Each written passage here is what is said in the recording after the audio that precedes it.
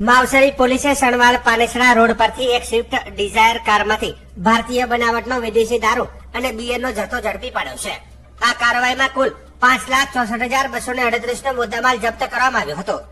સરહદી રેન્જ કચ્છ ભુજના પોલીસ મહાનિરીક્ષક ચિરાગ કોરડિયા અને વાવથરા જિલ્લાના પોલીસ અધિક્ષક ચિંતન તેરૈયા દ્વારા દારૂ અને જુગારની પ્રવૃત્તિઓ નાબૂદ કરવા માટે કડક અમલવારીની સૂચનાઓ આપવામાં આવી હતી.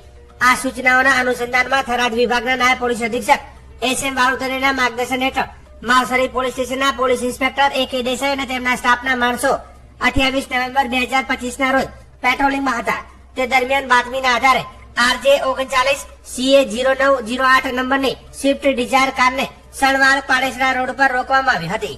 કારની તલાશી લેતા તેમાંથી 657 નંગ ભારતીય બનાવટનો વિદેશી દારૂ અને બિયરની બોટલો મળી આવી હતી, જેની કિંમત રૂપિયા 2,54,238 હતી. આ ઉપરાંત 10,000 ની કિંમતના 2 એન્ડ્રોઇડ મોબાઈલ ફોન અને રૂપિયા 3 લાખની કિંમતની સ્વિફ્ટ ડિઝાયર કાર પણ જપ્ત કરવામાં આવી હતી.